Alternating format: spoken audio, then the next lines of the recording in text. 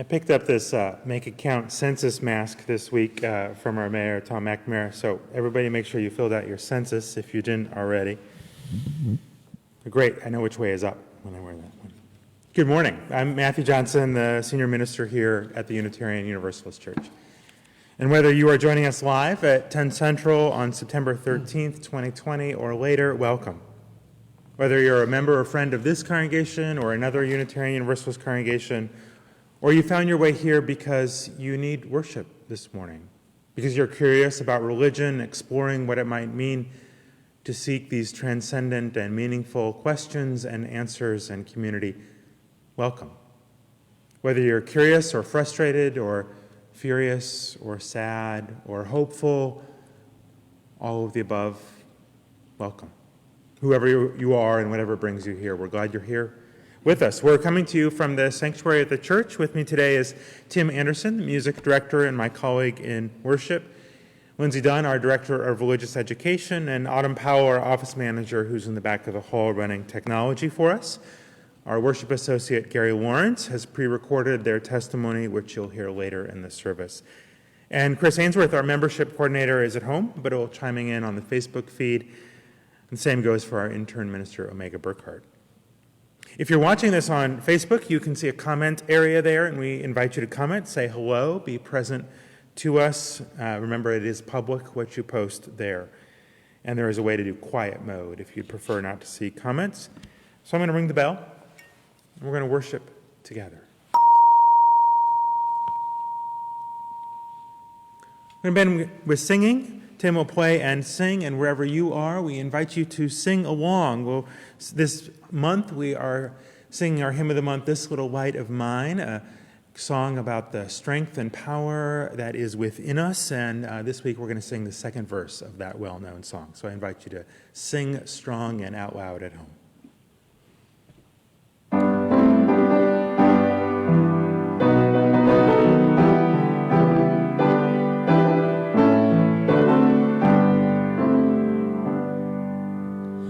Everywhere I go, I'm gonna let it shine. Everywhere I go, I'm gonna let it shine. Everywhere I go, I'm gonna let it shine. Let it shine, let it shine, let it shine.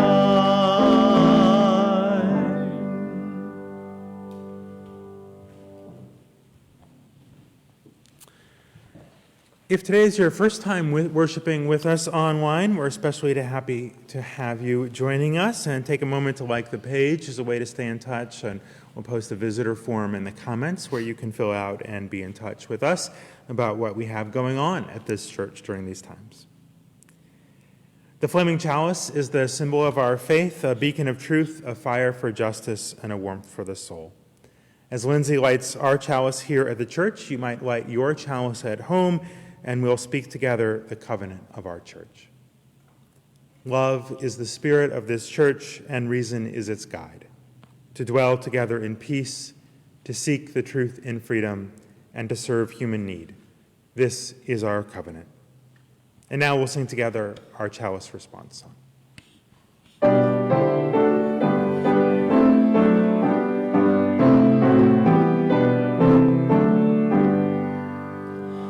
May love shine forth through us today. May light of reason guide our way.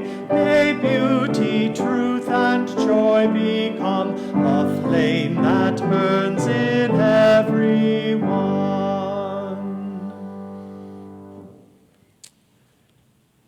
What does it mean to affirm the worth and dignity of each and every person? That's the question we're asking this month. It's the first and central question of our liberal faith. What rituals do we do in order to express how much we care for each other? How much each person matters? Well, sometimes we light candles. We gather for a vigil, we light a candle, we hold them aloft to signify the spark of the holy which lives in each person. Fire is a delicate question at the moment, of course. Dangerous and powerful, a light in the darkness, a warmth in cold times, but also a threat.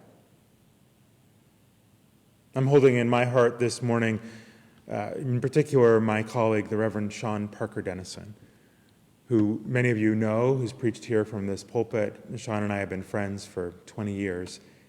He serves our congregation in Ashland, Oregon, which 8 of their some 200 families have already lost their homes. He's not alone. Throughout California and Oregon and places in Washington State, the fire and the smoke is very dangerous. My family in Seattle is okay, but they're all locked inside their homes, which they were already because of the pandemic, and now the smoke outside means they can't walk out the door or open the window. So I ask you, and I know many of you in the congregation have family out west as well.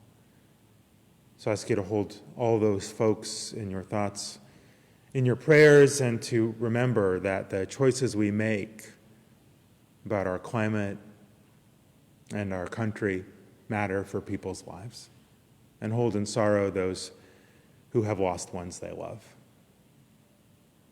Fire is a delicate thing, power. Be careful with it. And we light these candles here as a kind of vigil in honor of those we have lost and our commitment to each other, to the sacred dignity of each and every life, for you are important to us.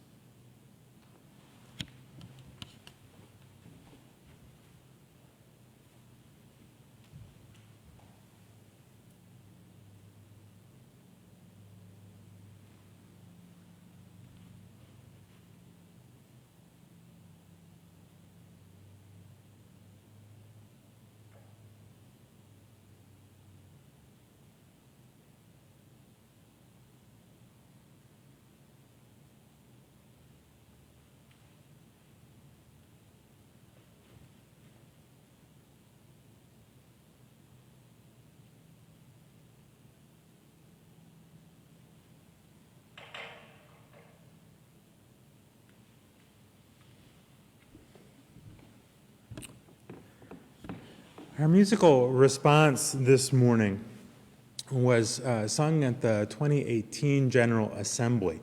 The leader here is the Dr. Glenn Thomas Rideout, Director of Music at our congregation in Ann Arbor, Michigan. And this song has stuck with me. And when it came time to think about this unusual homecoming service, the line from this song, which is an adaptation of an old gospel song, was resonating in my soul and my heart. So, we invite you to experience it as if you were there.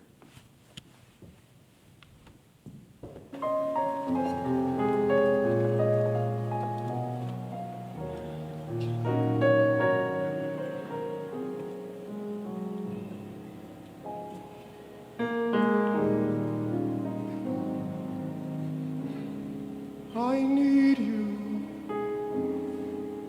You need me. We're all a part of God's body. Stand with me, agree with me. We're all a part of God's body. It is His will that every need be supplied. You are important to me. I need you to survive. You are important to me. I need you to survive.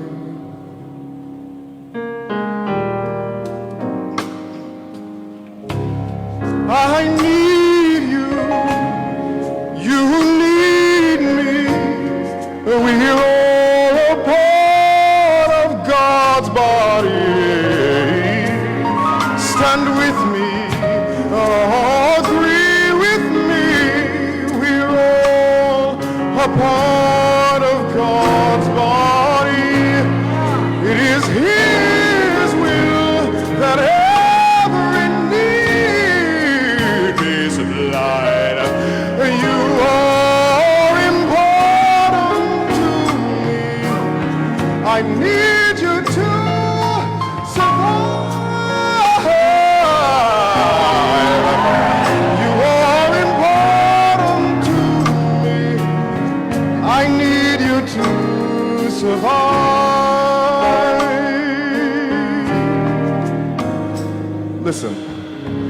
I pray for you, you pray for me.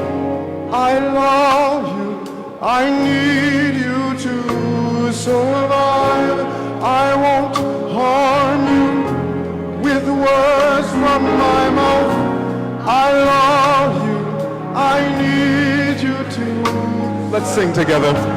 I pray, you pray for me.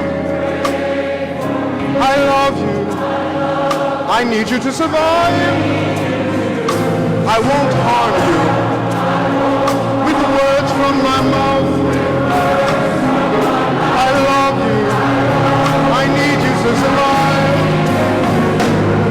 I pray for you, you pray for me. I love, I need, I won't harm you with words from my mouth. I love you, I need you to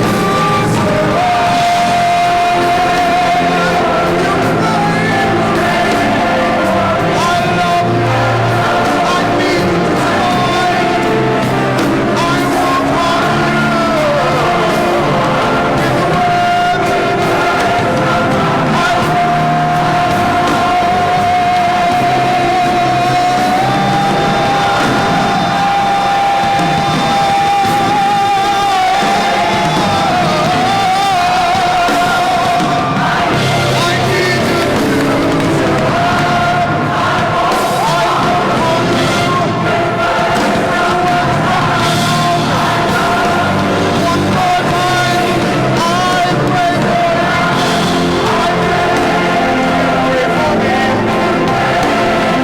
I love you, I need you to survive. I won't harm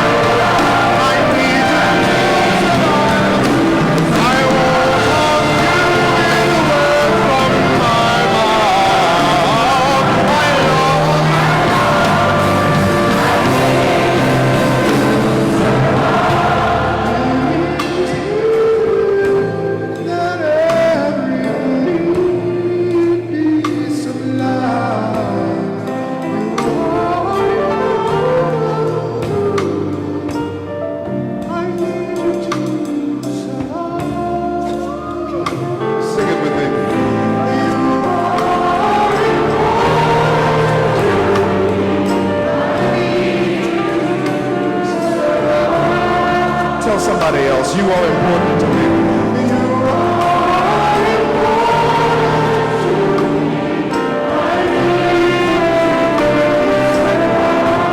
Tell two more people, you are important to me.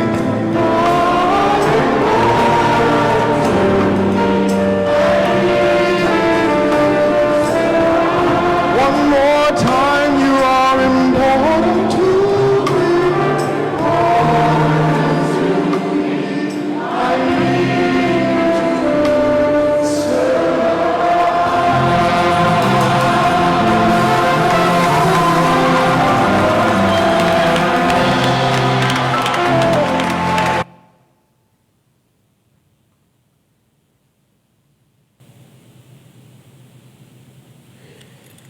Today, Lindsay and I are offering our blessing on these keychains with the Renberg window on them, the symbol of our church, the chalice in the center, and symbols of world religions around the side.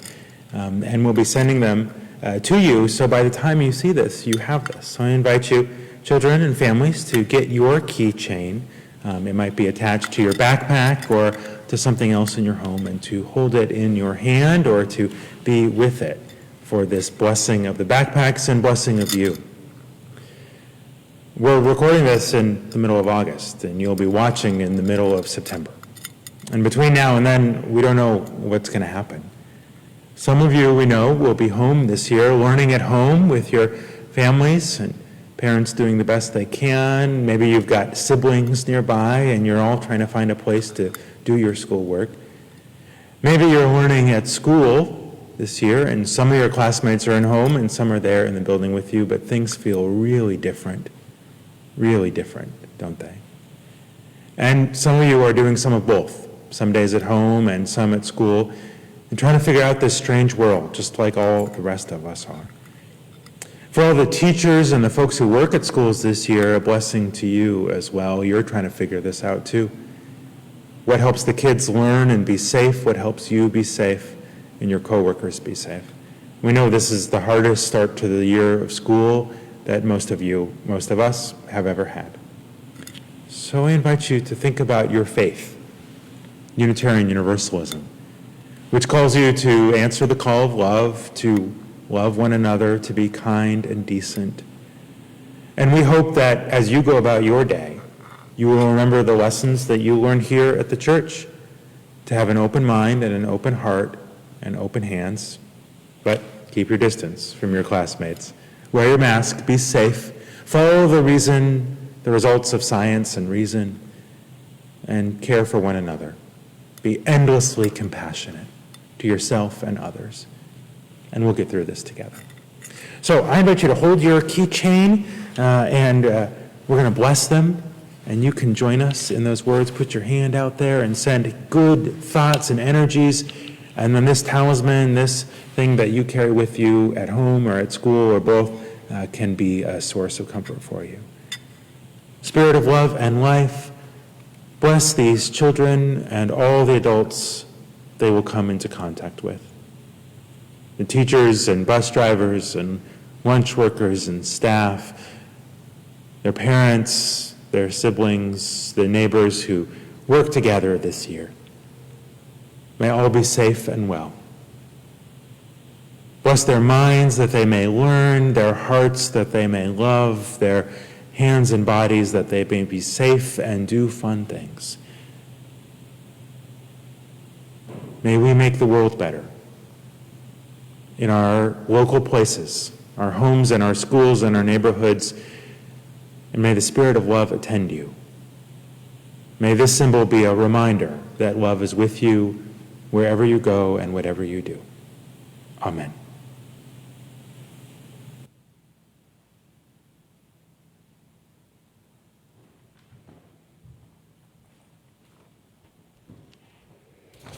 Good morning. I'm Lindsay, and I'm the Director of Religious Education here at the church.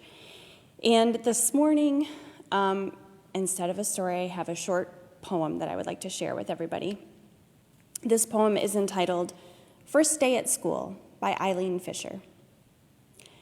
I wonder if my drawing will be as good as theirs. I wonder if they'll like me or just be full of stares.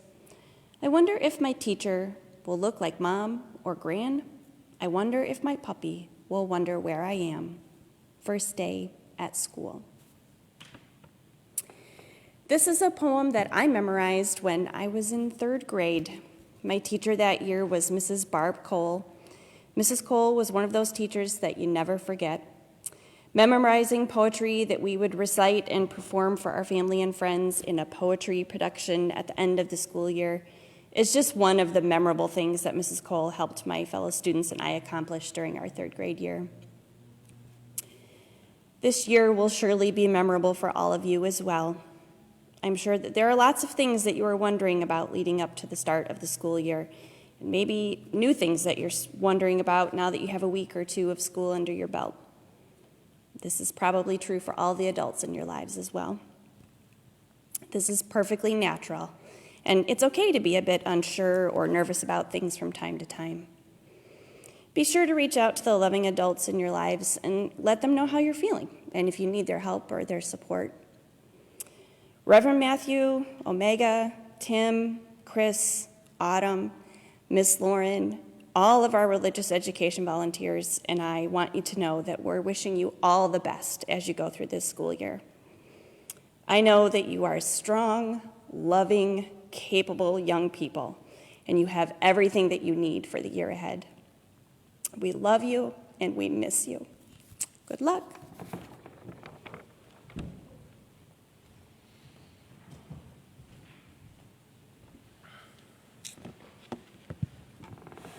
Indeed, we do love you and we miss you. We are worshiping online for the foreseeable future. There are a variety of upcoming events, including today's homecoming picnic. So after service is over today, September 13th, we invite you to drive on over or walk or bike on over to the church. We'll gather on the lawn. Bring your own chair. If you want to eat while you're here, bring your own food, bring a mask.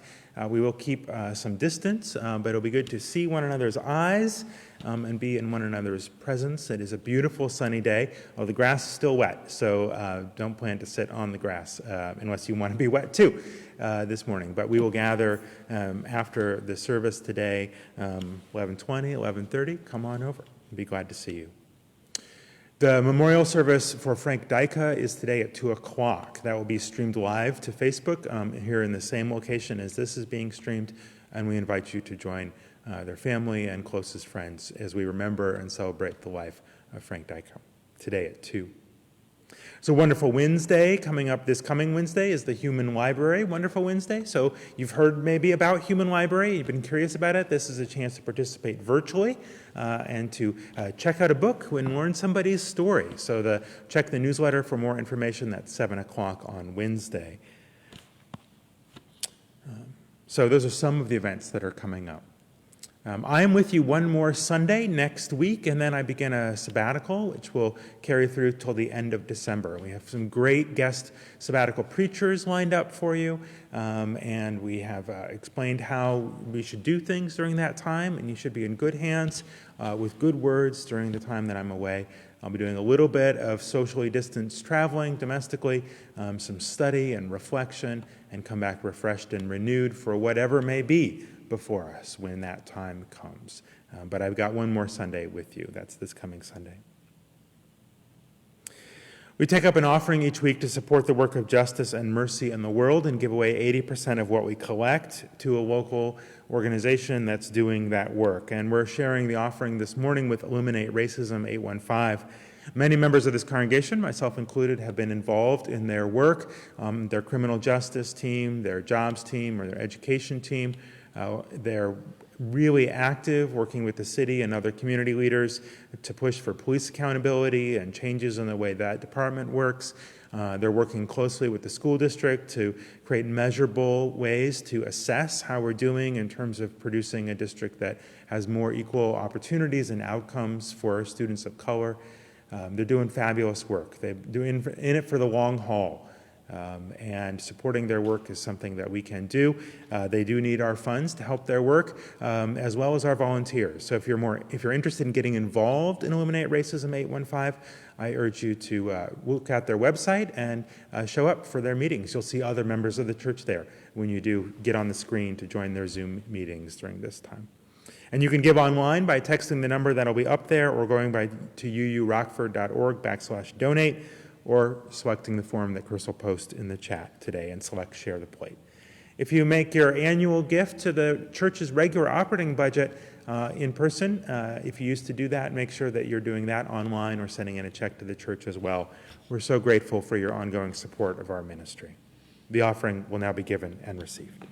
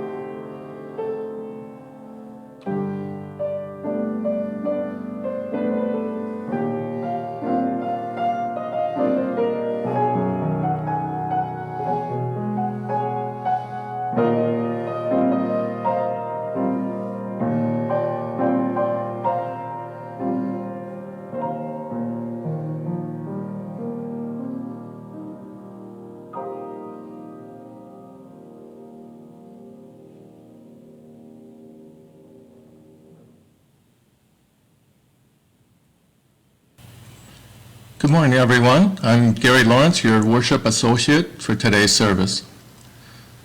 The word survive in this week's sermon title, I Need You to Survive, made me think about a short story by Ernest Hemingway. Hemingway's story begins with a soldier stuck out in the open in the midst of an enemy artillery bombardment. The soldier prays to Jesus to save him. He yells, he sputters, he cries, he swears, he bargains until finally he promises Jesus that he'll do anything to survive. The soldier promises to dedicate his life to telling everyone he meets how great God is, if only God will save him right now. And then the shelling moved on down the line, and the soldier survives. Afterward, the soldier and his friends rebuild their damaged trenches and enjoy the sunny afternoon. That night, they go to the nearby town. The soldier doesn't tell the girl he is with that night about Jesus, and at the end of the story, we're told he never told anyone. Now, not many of us have spent time in a battle zone, but creating a crisis to reveal a critical truth is a common technique in literature. Through this story, Hemingway says that in a time of crisis, when survival itself is at stake, people often look for someone or something else to help or save them. In the process, they often make promises they can't or choose later not to keep. To me, the ideas of the sermon, I Need You to Survive, are in this story. Survival is present, survival at its most basic. The idea of how others affect your life is also here. Who moved the shelling on down the line in time? I like the idea that Hemingway doesn't say why the shelling moved away from the soldier. He just says it did. He leaves the why up to us to figure out. So is Hemingway right? Do we really need to be in a war before we see this simple truth? Do we really need to be bombarded to come to our senses? Does it really take an unprecedented constitutional crisis? A white policeman pressing his knee on a black man's neck till the black man dies? Or a pandemic that has killed almost 200,000 people so far to remind us that we need one another to survive? Apparently so. I need you to survive. I need you to survive.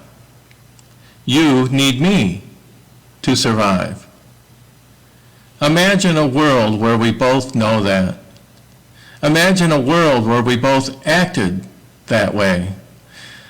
Imagine a world where we all admit we need each other to survive. Imagine a world where we all live a better life because we need one another. What a good life it would be.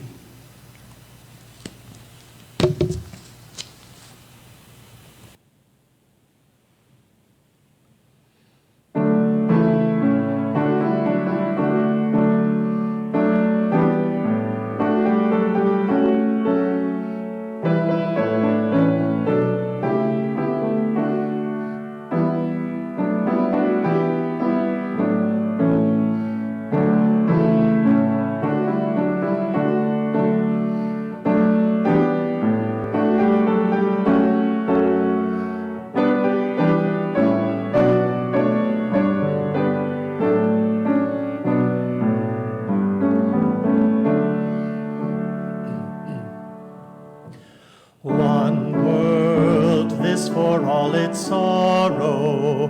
One world, shaping one tomorrow.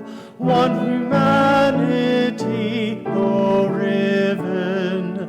We to whom a world is given. From one world there is no turning. For prophets yearning, won the world of poets, sages, one world goal of all the ages. World so eagerly expected, world so recklessly rejected, one as common folk have willed it, one as covenants can build it. World of friendly ways and faces, cherished hearts and honored races, one world free in word and science, people free, its firm reliance.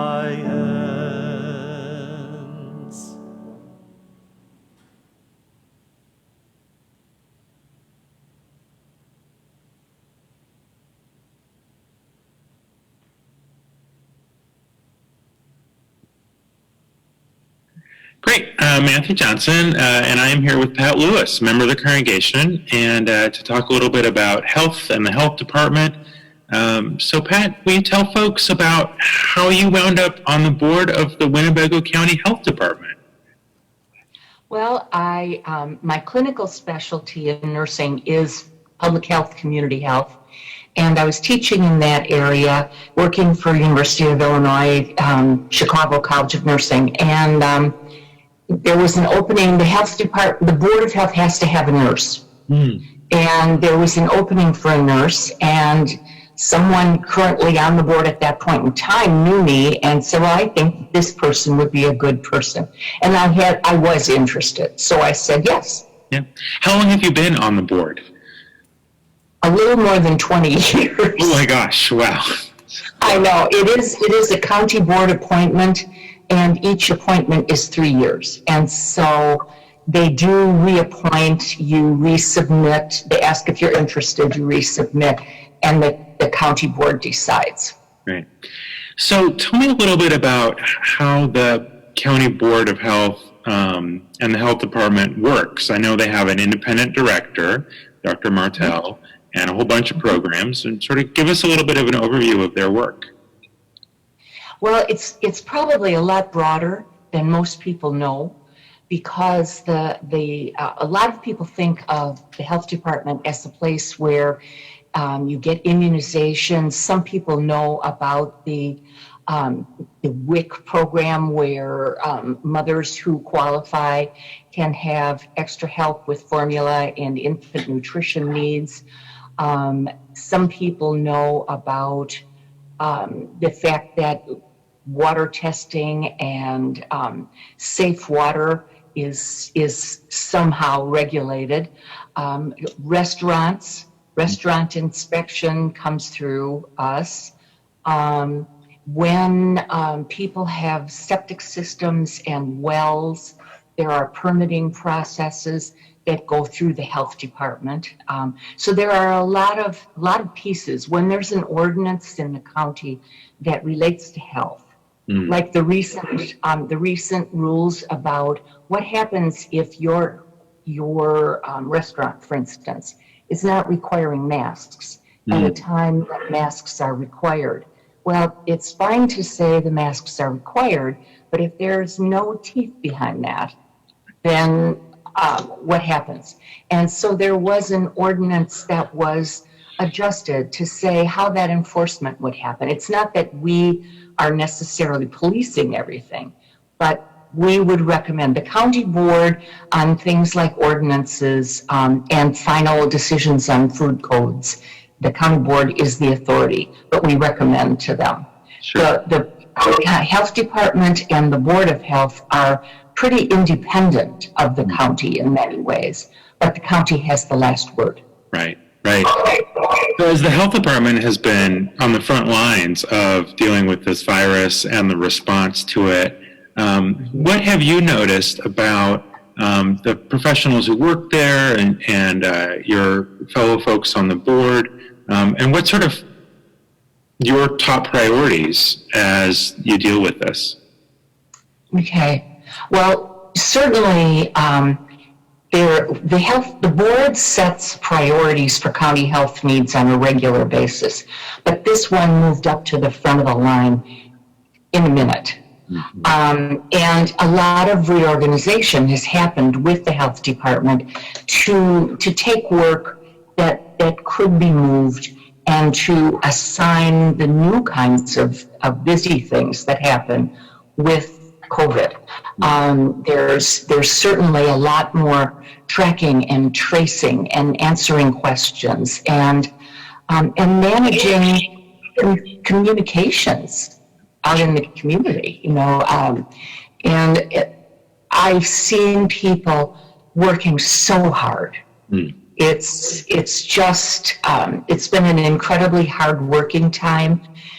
In the meantime, there still are concerns about restaurant safety and water and we still have people who need baby formula and follow up on other programs. And so it's not that everything else goes away. Yeah. And I think it's been a stressful time and a hard time. And I honestly can't say enough for Sandra Martell. Yeah, I've seen some pretty great leadership on her behalf. And, she was on a call with a bunch of ministers to talk about how to do church safely. And her first advice was don't. And then if you do it outside. But she just is working real hard. I know that COVID has really impacted some communities much more strongly than others. Folks with these social determinants of health who are vulnerable on those things, and communities of color in particular. And I wonder how the health department sort of looks at things with an equity or a justice lens or those kind of conversations that you might have at the board around that. We have a lot of conversations about that. And for years, the board has been concerned about the disparities in our community, about the disparities in rates of not just COVID. And we realize that there's some things we can change and some things we can't change at the moment for people who are essential workers who must earn the money and must go out to be grocery workers and nursing assistants. And there are many essential jobs that we have that don't pay a great deal of money. And those folks are living in more cramped conditions than I guarantee that I am. Yeah. And, they have struggles. We've tried really hard to watch the rates across town and to get the word out as much as possible to people about what they could do, about masks, about hand washing, about distancing. There was a period in the spring where we were really looking at the localities of the most cases and decided to do a special push on information. Went out and we printed up door hanging tags. People don't answer their phone anymore. I don't either. Yeah. But we did hang tags and went out and the health department people went out on, especially weekends, but whenever they could get some extra time and got these things out, knocked on doors when they could, talked to people when they could about staying safe, did this from a distance and did it in the safest way that they could. But it was the most practical kind of outreach that we could think of at the moment. Right. And I think a good example. Yeah. Are those three things that you just mentioned, keeping your distance, wearing a mask, washing your hands, what I hear is that those are the three most important things. And we get distracted by all this other stuff, but really those three things matter the most. That's what you're saying from your public health perspective? Yeah. Yes, that is the priority. If you've been exposed, test. Yeah. If it happens again, test again. But first things first, and that is your masks, your distancing, and if you can avoid being around people, that's still a good decision. We're, distancing at 6 feet has become sort of a mantra, but if it could be 10 feet, that's even better. Yeah. If it could be, outside, that's better. Right. You've been on board for a long time, 20 years, and what about it gives you a sense of meaning and purpose. There must be something about it that is important to you after all these years. It is. This is an area of expertise that I have that I can share. I'm retired and I can still use this stuff that I've put together over my whole career. And I've always felt it was important. So it's just doubly important right now. But it's also one of the very best boards I have ever been on, and I've been on a bunch. The people on this board are informed, thoughtful, work hard. No one sloughs off. Yeah. It's just a good board. That's great. Well, extend our blessings to all the rest of your board members and the folks who work at the health department who are doing such important work. And thanks to you for your time today and for doing this important stuff. You're welcome. And one more thing, get your flu shot. That's great. I plan to, and I hope everyone else does too. Thanks, Pat. I'm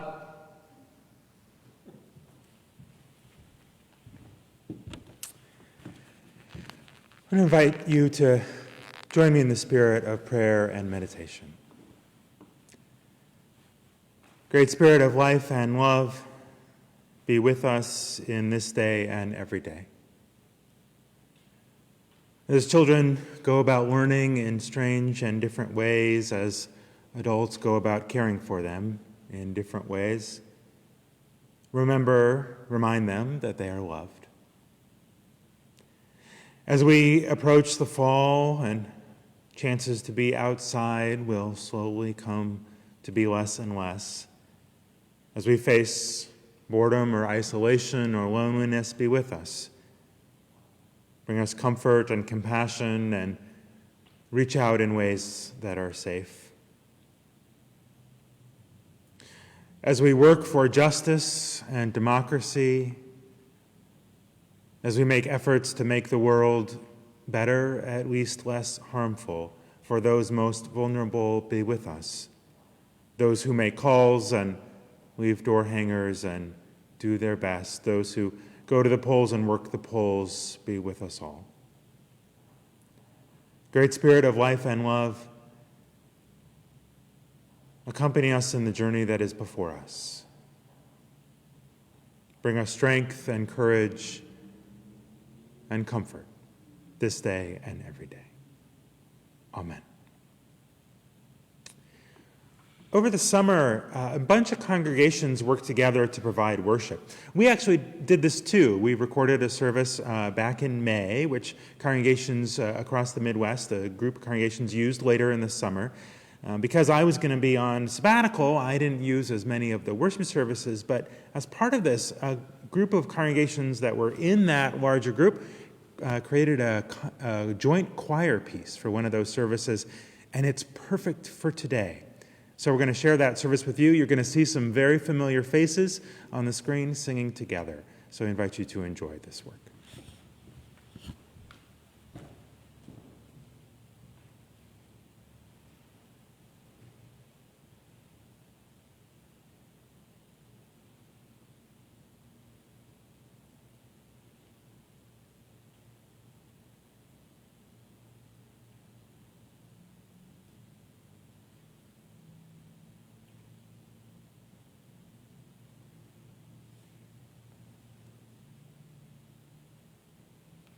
I am you are me. That's what I said. I am you are me. Don't you see? I am you are me. That's what I said. I am you are me. Don't you see? I am you are me. That's what I said. I am you are me. Don't you see? I'm over here and you're over there. There is something between us that's greater than it. It seems like I'm over here and you're over there. There is something between us that's greater than it. Don't you see? I'm over here and you're over there. There is something between us and you. Don't you see? I'm over here and you're over there.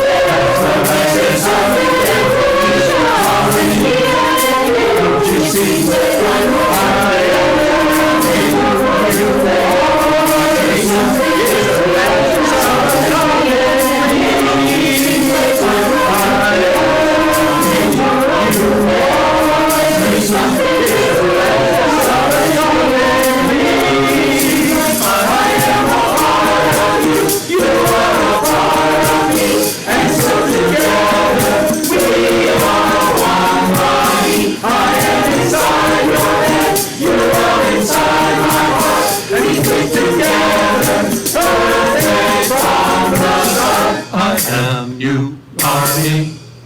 That's what I said, I-M-U-R-E. Don't you see, I-M-U-R-E.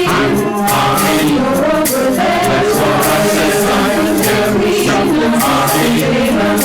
Don't you see, I-M-U-R-E. That's what I said, I-M-U-R-E. Don't you see, I-M-U-R-E. That's what I said, I-M-U-R-E.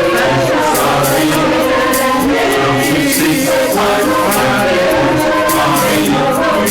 That's what I said, I-M-U-R-E. Don't you see, I am a part of you, you are a part of me, and so together we are one body. I am inside your head, you are inside my heart. We fit together, perfect from the start. I am a part of you, you are a part of me, and so together we are one body. I am inside your head, you are inside my heart. We fit together, perfect from the start. I am a part of you, you are a part of me, and so together we are one body. I am inside your head, you are inside my heart. We fit together, perfect from the start.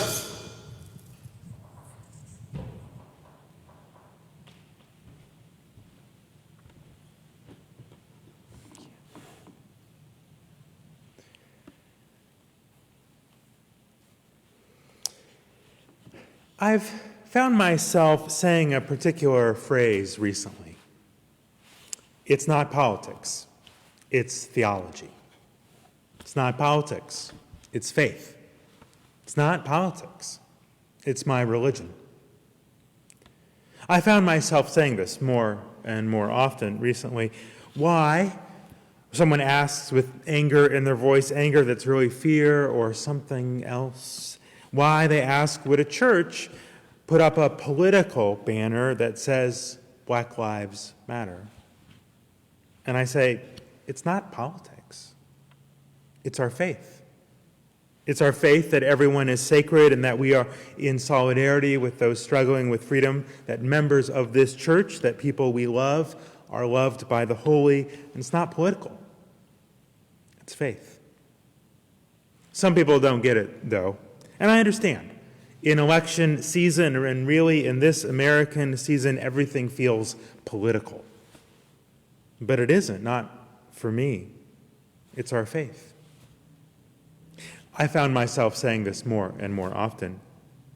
When I advocate for robust, equitable early childhood programs and work alongside to organize our community's work in this area, alongside folks from school districts and nonprofits and local governments, folks sometimes ask, why do you do this? Spend a lot of time on this. Is this part of your church work? And I say, yes, it is. It is at the core of my faith. Every night a child is born is a holy night. And because each of those children is precious, and I need them to survive. I need them to thrive. I need them to learn and grow and laugh and become their best selves because they are important to me, because we are connected. It isn't politics. It isn't charity.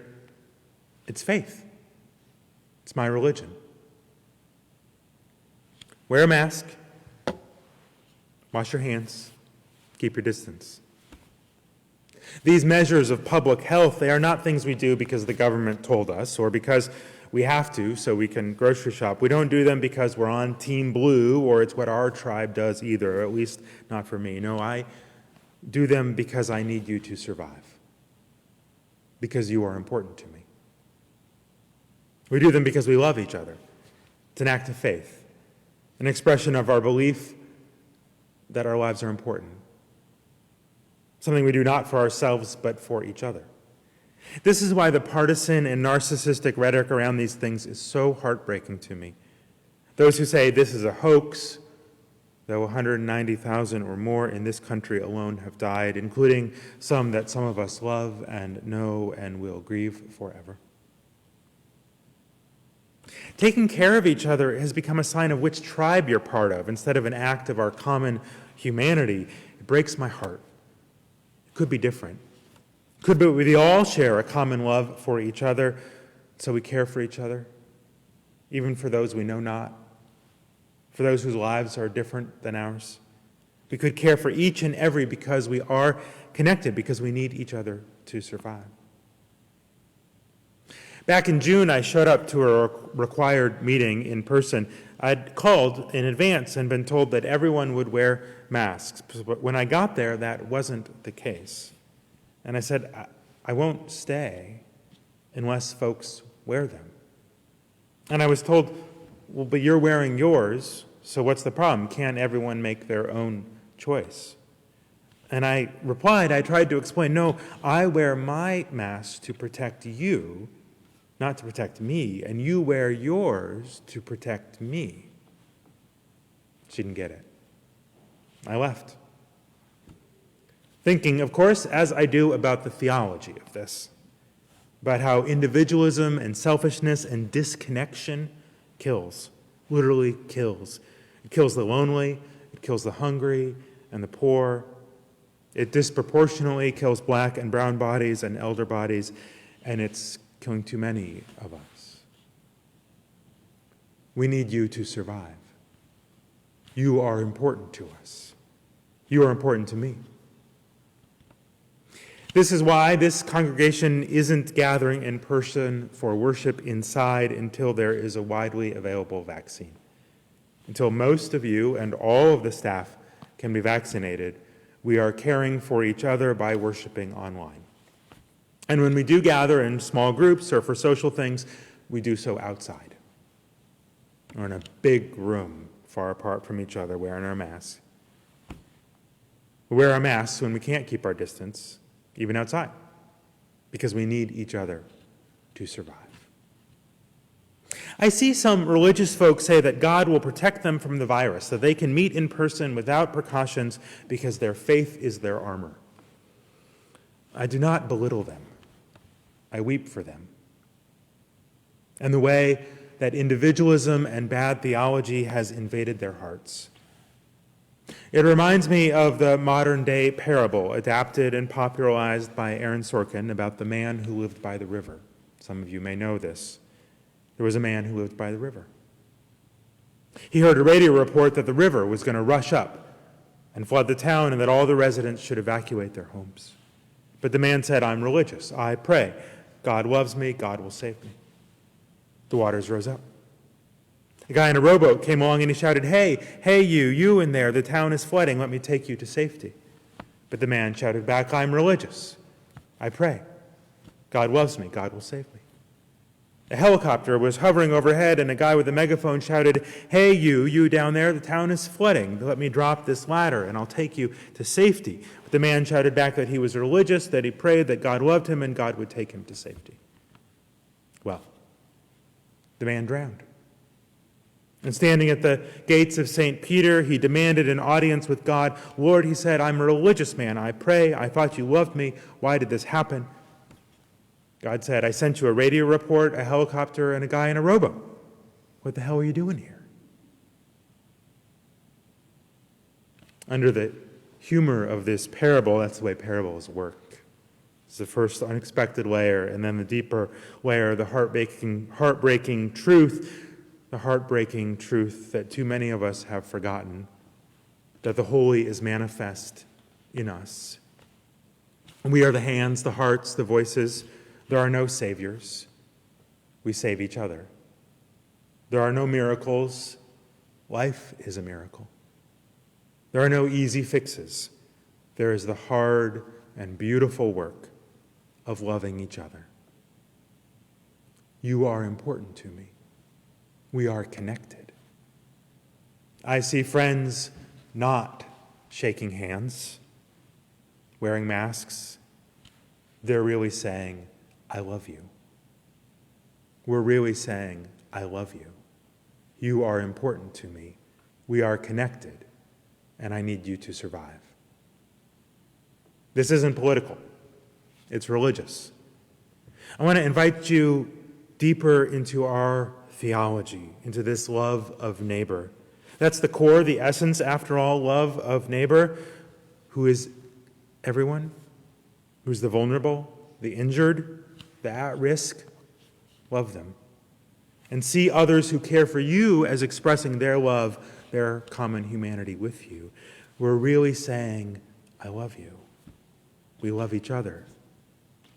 I am a part of you. You are a part of me. I invite you deeper into this theology, into this sense of how much we need each other, how we are connected in this one world, this still hoped-for world, and how this is not abstract, it's not metaphysical. It's expressed in concrete acts of service, to wear masks, to wash our hands, to not form crowds, all that.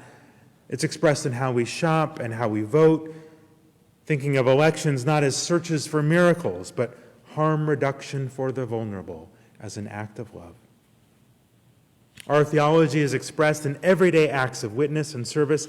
It isn't about what we believe or about what rituals we do, but about how we live out in the world. This is the most unusual homecoming service in my career and in the life of this church, I'm sure.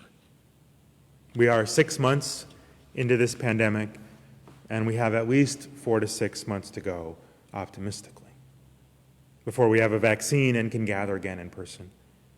In the meantime, as Pat reminds us, get your flu shot. Stay safe, my beloveds. I need you to survive. By the time we gather again in a year, almost surely in person for our 2021 homecoming, some things will have returned to how they were before. But I also hope and pray some things will never return to how they were. I hope we can break the fever of excessive individualism and narcissistic nonsense which has caused so many deaths and put so many at risk. I hope that our anxiety and our grief will give way to a faithful building of a better world, a world of racial and economic justice, where the social determinants of health are not so unevenly distributed, a world of robust public health where we do everything from clean water and vaccinations and food for babies and all the things without having to ration or choose, because we know it all matters. And you may say that is awfully hopeful, Matthew. But after crises in the past, we have built something more beautiful than what was before. And I think we can do it again. I hope, too, that we will have a theological turning toward each other. Most of all, I long for this. When folks come to know that community isn't an extra, but essential to human thriving. And when the ways that we are part of each other, connected and woven to each other, are revealed and honored and celebrated. You are part of me and I am part of you. We are connected to each other by something more than air. We are really saying, I love you. You are important to me. I need you to survive. It's not politics, it's faith. It's the most fundamental question, are we for ourselves or for each other? In this moment of prolonged crisis, in this delicate turning, in this time when things are literally on fire, when the awakening and the powers that be are clashing with each other, in this now of consequence, now is the time to say we are for each other. Let us be for each other, all of us. And remember that we are bound together, that we need one another not just to survive, but to thrive, to help us carry on, to lean on, to lean on. We need one another. You are important. It is a matter of faith. Let us sing together. I invite you to join with Tim singing at home.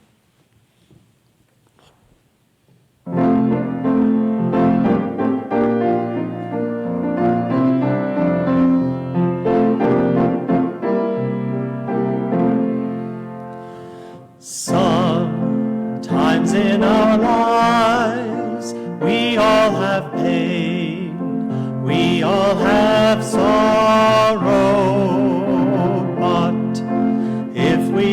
wise. We know that there's always tomorrow. Lean on me when you're not strong, and I'll be your friend. I'll help you carry on, for it won't be long till I'm gonna need somebody to lean on. Please swallow your pride if I have things you need to borrow, for no one can fill those of your needs that you won't let show. Lean on me when you're not strong, and I'll be your friend. I'll help you carry on, for it won't be long till I'm gonna need somebody to lean on. Just call on me, brother, when you need a hand. We all need somebody to lean on. I just might have a problem that you'd understand. We all need somebody to lean on. If there is a load you have to bear that you can't carry, I'm right up the road. I'll share your load if you just call me. Lean on me when you're not strong, and I'll be your friend. I'll help you carry on, for it won't be long till I'm gonna need somebody to lean on.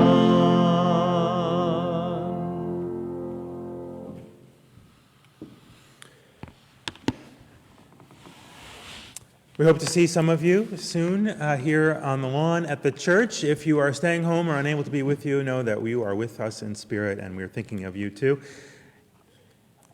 As Lindsay extinguishes the chalice here at the church, we invite you to extinguish your chalice at home, but not the light of truth, the warmth of community, or the fire of commitment.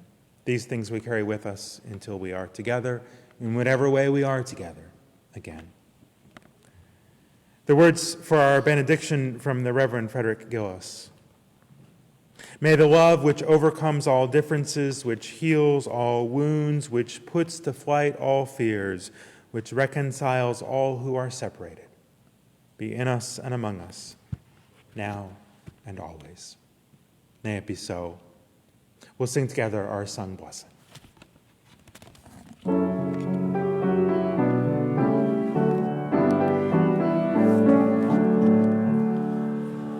Go your way in peace, wander as you may. Blessed is the path you take, may love guide you on your way. Go our way in peace, wander as we may. Blessed is the path we take, may love guide us on our way.